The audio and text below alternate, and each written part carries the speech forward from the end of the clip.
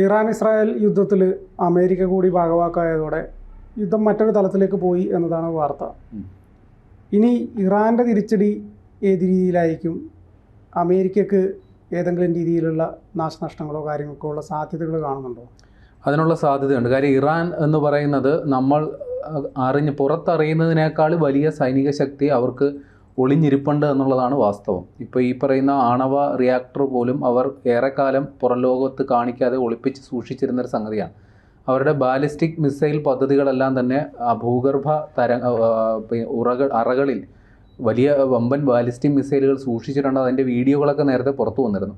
അപ്പോൾ ആ തരത്തിൽ രഹസ്യ സ്വഭാവം ഒരുപാട് സൂക്ഷിക്കുന്ന ഒരു രാജ്യമാണ് ഇറാൻ. അതുകൊണ്ട് തന്നെ അവർ നമ്മൾ പുറമേ അളക്കുന്നതല്ല അവരുടെ സൈനിക ശക്തി. അവർക്ക് നല്ല രീതിയിൽ തന്നെ സൈനിക ശക്തി ഉണ്ട്. അവർ ഏത് രീതിയിൽ അതെടുത്ത് പ്രയോഗിക്കും എന്നുള്ളതാണ് അറിയേണ്ടത്. ഇപ്പോൾ അമേരിക്ക ഇറാനെ നേരിട്ട് ആക്രമിച്ച സ്ഥിതിക്ക് ഉറപ്പായിട്ടും ഇറാൻ ആ രീതിയിൽ പ്രതികരിക്കും എന്നുള്ളത് ഉറപ്പാണ്. അവരത് കൃത്യമായ മുന്നറിയിപ്പ് നൽകുന്നുണ്ട്. അവർ പറയുന്നത് ഇങ്ങനെയാണ്: ഇനി ഓരോ അമേരിക്കൻ സൈനികനും ഓരോ അമേരിക്കൻ പൗരനും അവരുടെ ടാർഗറ്റാണ്. അതായത് അമേരിക്കയെ അവർ ലക്ഷ്യം വെക്കും. പ്രത്യേകിച്ചും ഇപ്പം മിഡിൽ ഈസ്റ്റിൽ അമേരിക്കയ്ക്ക് 19 സൈനിക താവളങ്ങളുണ്ട്. ഒരിക്കലും ഇറാനിൽ നിന്ന് നേരിട്ട് അമേരിക്കയിലോട്ടൊരു ആക്രമണം നടക്കുമെന്ന് നമ്മൾ ഈ ഘട്ടത്തിൽ പ്രതീക്ഷിക്കേണ്ടതില്ല. കാര്യം അത് ബാലിസ്റ്റിക് മിസൈൽ വഴിയേ സാധ്യതയുള്ളൂ. ഇറാനിൽ നിന്ന് അമേരിക്കയിലോട്ട് നേരിട്ട് എത്തുന്ന തരത്തിലുള്ള മിസൈൽ സംവിധാനം ഇറാൻ ഉണ്ടോ എന്നുള്ള കാര്യം നമുക്കറിയില്ല. പക്ഷേ ഇറാന് ചെയ്യാൻ സാധിക്കുന്നത് ഈ മിഡിൽ ഈസ്റ്റിൽ അമേരിക്കയ്ക്കുള്ള 19 സൈനിക താവളങ്ങൾ ഇറാഖിലുണ്ട്, ഖത്തറിലുണ്ട്, UAE-യിലുണ്ട്, അങ്ങനെ പലയിടങ്ങളിലായിട്ട് 19 ചെറുതും വലുതുമായ സൈനിക താവളങ്ങളുണ്ട്. അത് ആക്രമിക്കപ്പെട്ടേക്കാം. അപ്പോൾ ഈ ഒരു സാധ്യത മുന്നിൽ കണ്ടുകൊണ്ട് അമേരിക്ക സുരക്ഷ ശക്തമാക്കിയിട്ടുണ്ട്. പിന്നെ അവരുടെ മറ്റ് രാജ്യങ്ങളിലുള്ള നയതന്ത്ര കാര്യാലയങ്ങൾക്കും സുരക്ഷ വർദ്ധിപ്പിച്ചിട്ടുണ്ട്. ഇപ്പോൾ ഇന്ത്യയിലടക്കം അമേരിക്കയ്ക്ക് നയതന്ത്ര കാര്യാലയങ്ങളുണ്ട്. അതിലടക്കമുള്ള മേഖലകളിലും പിന്നെ തന്ത്രപ്രധാന കേന്ദ്രങ്ങളിലുമൊക്കെ സുരക്ഷ വർദ്ധിപ്പിച്ചിട്ടുണ്ട്. കാരണം ഇവർക്ക് സൈനിക ശക്തി മാത്രമല്ല, ഇവർക്ക് വലിയ രീതിയിൽ ഭീകരവാദി സംഘടനകളുടെയും പിന്തുണയുള്ള ഒരു ഭരണകൂടമാണ് ഇറാനിലുള്ളത്. അതുകൊണ്ട് തന്നെ അവർക്ക് അത്തരം ശക്തികളെ ഉപയോഗിച്ച് പോലും മറ്റ് രാജ്യങ്ങളിലുള്ള അമേരിക്കയുടെ തന്ത്രപ്രധാന കേന്ദ്രങ്ങളിലോ ഈ നയതന്ത്ര കേന്ദ്രങ്ങളിലോ ഒക്കെ ആക്രമണം നടത്താൻ സാധ്യതയുണ്ട്. അപ്പോൾ അത് മുന്നിൽ കണ്ടുകൊണ്ടാണ് ഇത്തരത്തിൽ സുരക്ഷ ശക്തമാക്കിയിട്ടുള്ളത്. ഇനി ഇസ്രയേലിന് ചെയ്യാൻ പോകുന്നത്, അപ്പോൾ അമേരിക്ക അവിടെ ആണവ സ്റ്റേഷനുകളെല്ലാം നശിപ്പിച്ചു. ഇനിയിപ്പോൾ ഇസ്രയേൽ ചെയ്യാൻ പോകുന്നത് ഇറാൻ റവല്യൂഷണറി ഗാർഡ് എന്ന് പറയുന്ന ഒരു സേനാ വിഭാഗമുണ്ട് ഇറാനിൽ. അതായത് ഇറാനിൻ്റെ ഔദ്യോഗിക സേനാ വിഭാഗത്തിന് സമാന്തരമായി തന്നെ പ്രവർത്തിക്കുന്ന തീവ്രവാദ സ്വഭാവമുള്ള സേനാ വിഭാഗമാണ് ഇറാൻ റവല്യൂഷണറി ഗാർഡ്. അവരാണ് കുറേ കൂടി അക്രമാസക്തമായ കാര്യങ്ങൾ ചെയ്യുന്നത്. അപ്പോൾ അവരെ നിർവീര്യമാക്കാനുള്ള പരിപാടികളിലേക്കായിരിക്കും ഇനി ഇസ്രയേൽ കിടക്കുക. ഇനി അവരുടെ കേന്ദ്രങ്ങൾ ആക്രമിച്ച് ബോംബിട്ട് തകർക്കുകയോ അല്ലെങ്കിൽ അവിടെ ഏതെങ്കിലും തരത്തിലുള്ള മിസൈൽ ആക്രമണങ്ങൾ, ഡ്രോൺ ആക്രമണങ്ങൾ തുടങ്ങിയവയൊക്കെ സംഘടിപ്പിക്കുകയായിരിക്കും ഇസ്രയേൽ ലക്ഷ്യമിടുന്നത്.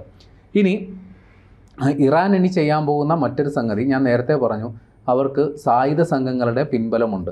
ഇറാഖിലുണ്ട്, സിറിയയിലുണ്ട്, അതേപോലെ തന്നെ ലെബനനിലുണ്ട്. അപ്പോൾ ലെബനനിൽ അവർക്ക് ഹിസ്ബുള്ള എന്ന് പറയുന്ന ഭീകരവാദി സംഘടനയാണ് ഇറാൻ്റെ പിന്തുണയ്ക്കെത്തുക.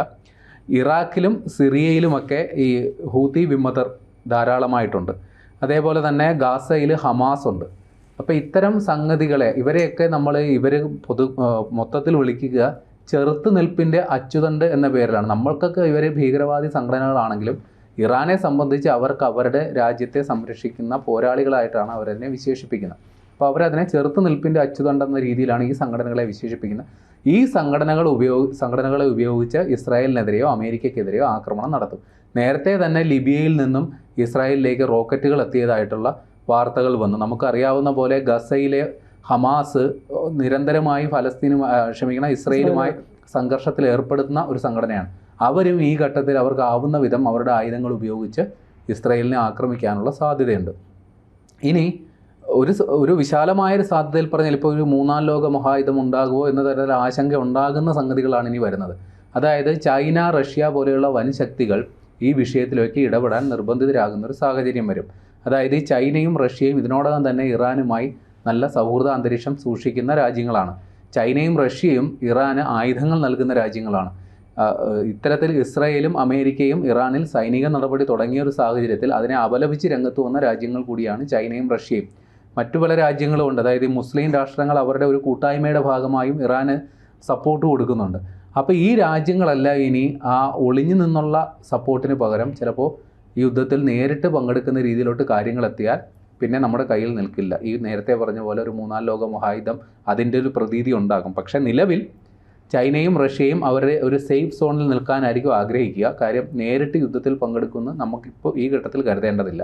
കാരണം ഈ പറയുന്ന ചൈനയ്ക്ക് അമേരിക്കയുമായൊരു വ്യാപാര യുദ്ധം കഴിഞ്ഞ് അതിൻ്റെ ഒരു ക്ഷീണത്തിൽ നിന്ന് മാറി വരുന്നതേ ഉള്ളൂ. അതുകൊണ്ട് നേരിട്ട് യുദ്ധത്തിൽ പങ്കെടുത്താൽ വീണ്ടും അമേരിക്കയുമായിട്ടുള്ള ബന്ധങ്ങൾ ശിഥിലമാകാനുള്ള സാഹചര്യം കണക്കിലെടുത്ത് ചൈന ഒരിക്കലും നേരിട്ട് യുദ്ധത്തിൽ പങ്കെടുക്കില്ല. എന്നാൽ തന്ത്രപരമായ പിന്തുണ ഇറാന് കൊടുക്കും എന്ന് തന്നെയാണ് നമ്മൾ മനസ്സിലാക്കേണ്ടത്. റഷ്യയുടെ കാര്യത്തിലും അത് തന്നെയാണ് നിലപാട്. കാര്യം റഷ്യ ഇതിനോടകം തന്നെ ഉക്രൈനുമായിട്ടുള്ള സംഘർഷത്തിൻ്റെ പേരിൽ അവരൊരു യുദ്ധക്കെടുതി അനുഭവിക്കുന്നുണ്ട്. വലിയൊരു സാമ്പത്തിക പ്രതിസന്ധി റഷ്യ അനുഭവിക്കുന്നുണ്ട്. അതുകൊണ്ട് മറ്റൊരു യുദ്ധത്തിലേക്ക് കൂടി ഇറങ്ങിത്തിരിക്കാൻ റഷ്യയും താല്പര്യപ്പെട്ടു എന്ന് വരില്ല. പക്ഷേ ഇവരുടെയൊക്കെ എന്താ പറയുക, നയതന്ത്ര ഇടപെടൽ, ഈ ഒരു സമാധാന അന്തരീക്ഷം ഉണ്ടാകാൻ അത് കുറച്ചുകൂടി ഇറാന് അനുകൂലമായ രീതിയിൽ ഉണ്ടാകുന്ന രീതിയിലുള്ള ഒരു ഇടപെടൽ ഈ ചൈനയും റഷ്യയും നടത്താൻ സാധ്യതയുണ്ട്. ഇനി ഉള്ള സംഗതിയാണ് ഏറ്റവും പ്രധാനപ്പെട്ടത്. ഇന്ത്യ അടക്കമുള്ള രാജ്യങ്ങൾ അനുഭവിക്കാൻ പോകുന്ന ഏറ്റവും വലിയ ദുരിതവും ഇതുതന്നെയായിരിക്കും. ആഗോള എണ്ണവിലയിൽ വലിയ കുതിച്ചുകയറ്റം ഉണ്ടാകാനുള്ള സാധ്യതയുണ്ട്. കാര്യം ഇറാൻ എണ്ണ ഉൽപ്പാദക രാജ്യങ്ങളിൽ മുൻനിരയിലുള്ള ഒരു രാഷ്ട്രമാണ്. അപ്പോൾ അവിടെ ഉണ്ടാകുന്ന ഒരു പ്രതിസന്ധി, അവിടെ എണ്ണ ഉൽപ്പാദനം താറുമാറാകാൻ സാധ്യതയുണ്ട്. അവരുടെ എണ്ണ സംഭരണ കേന്ദ്രങ്ങൾ ആക്രമിക്കപ്പെട്ടിട്ടുണ്ട്. അതുമാത്രമല്ല, ഒരു അരക്ഷിതമായ ഒരു അന്തരീക്ഷത്തിൽ ഈ വ്യാപാരം നടക്കാനുള്ള സാധ്യതയില്ല. അവിടെ നിന്നുള്ള ചരക്ക് നീക്കം തന്നെ പ്രതിസന്ധിയിലാകുന്നൊരു സാഹചര്യം ഉണ്ടാകും. അതുകൊണ്ട് തന്നെ ഈ വിപണിയിലെ മൊത്തത്തിൽ, അതായത് സപ്ലൈ കുറയുമ്പോൾ ഡിമാൻഡ് കൂടും, വിലയും കൂടും എന്നുള്ളതാണ് അതിൻ്റെ ഒരു എന്താ പറയുക, ഒരു ശാസ്ത്രം. അതിൻ്റെ ഒരു കണക്കങ്ങനെയാണ്. അപ്പോൾ അതുകൊണ്ട് തന്നെ നിലവിൽ ഇത് ഇറാനിൽ നിന്നുള്ള സപ്ലൈ കുറയുമെന്നുള്ള കാര്യത്തിൽ ഏതാണ്ട് ഉറപ്പാണ്. അത് അന്താരാഷ്ട്ര തലത്തിൽ ഇന്ധനവിലയിൽ വലിയ കുതിച്ചുകയറ്റം ഉണ്ടാകും. അങ്ങനെയാണെങ്കിൽ ഇന്ത്യയെ പോലെയുള്ള ഒരു കൺസ്യൂമർ രാജ്യത്തിന്, അല്ലെങ്കിൽ ഊർജ്ജത്തിന് വേണ്ടി മറ്റ് രാജ്യത്തെ ആശ്രയിക്കുന്ന രാജ്യങ്ങൾക്ക് കനത്ത തിരിച്ചടിയാണ് ഇനി വരാൻ പോകുന്നത്. ചുരുക്കി പറഞ്ഞാൽ ഇറാനെ അമേരിക്ക അടിച്ചതോടുകൂടി ലോകത്ത് മൊത്തത്തിൽ അതിൻ്റെ ഒരു ഇമ്പാക്റ്റ് ഉണ്ടാവാനുള്ള സാധ്യത ഉറപ്പാണ്. ഇന്ത്യ ഉൾപ്പെടെ വലിയ അല്ല, എന്തിന് നമുക്ക് ചെറിയൊരർത്ഥത്തിൽ പറയാമല്ലോ, ഈ ഇറാൻ ഉൾപ്പെടുന്ന ഈ മിഡിൽ ഈസ്റ്റ് എന്ന് പറയുന്നത് നമ്മുടെ കേരളത്തെ സംബന്ധിച്ച് വളരെ പ്രധാനപ്പെട്ടതാണ്. കാര്യം വലിയ സാമ്പത്തിക സ്രോതസ്സല്ലേ. അതെ. ഇവിടുന്ന് ലക്ഷക്കണക്കിന് മനുഷ്യരാണ്, മലയാളികളാണ് അവിടെ ഉപജീവനാർത്ഥം കഴിയുന്നത്. അവർക്കെല്ലാം ആ മേഖലയിൽ ഉണ്ടാകുന്ന ഒരു അരക്ഷിത അന്തരീക്ഷം നാട്ടിലേക്ക് മടങ്ങാൻ നിർബന്ധിതരാകും. ചിലപ്പോൾ അവരുടെ തൊഴിലിടങ്ങൾ വലിയൊരു പ്രതിസന്ധിയെ നേരിടുന്നുണ്ടാവാം.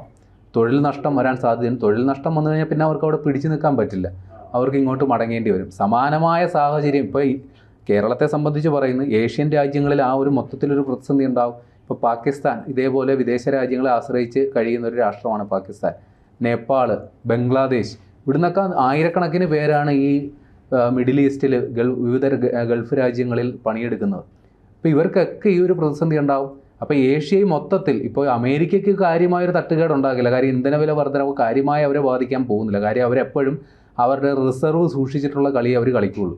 പോരാത്തതിന് ഇറാഖിൽ നിന്ന് അവർക്ക് ആവശ്യത്തിന് എണ്ണ കിട്ടുകയും ചെയ്യും. അതുകൊണ്ട് അമേരിക്കയ്ക്ക് വലിയൊരു പ്രതിസന്ധി ഇതുകൊണ്ടുണ്ടാകുമെന്ന് തോന്നുന്നില്ല. പക്ഷേ അതിൻ്റെ അനന്തരഫലം മുഴുവൻ ഏറ്റുവാങ്ങുന്ന ഏഷ്യൻ രാജ്യങ്ങൾക്കും പ്രത്യേകിച്ച് ഇന്ത്യക്കുമായിരിക്കും. അതുകൊണ്ടായിരിക്കും ഒരുപക്ഷെ UN ഈ വിഷയത്തിൽ പെട്ടെന്ന് തന്നെ ഇടപെടാൻ തയ്യാറായി. അതെ, UN അടക്കമുള്ള ഏജൻസികൾ ഒരു ചർച്ചയ്ക്ക് കളമൊരുക്കുന്നുണ്ട്. നേരത്തെ തന്നെ ചർച്ചകളൊക്കെ നടന്നിരുന്നു. പക്ഷേ ആ ഒരു സമാധാന അന്തരീക്ഷത്തിലേക്ക് ഉടനെ എത്തിയാൽ നമ്മൾ ഇപ്പോഴത്തുള്ള പ്രതിസന്ധിക്ക് പെട്ടെന്ന് പരിഹാരം ഉണ്ടാവും.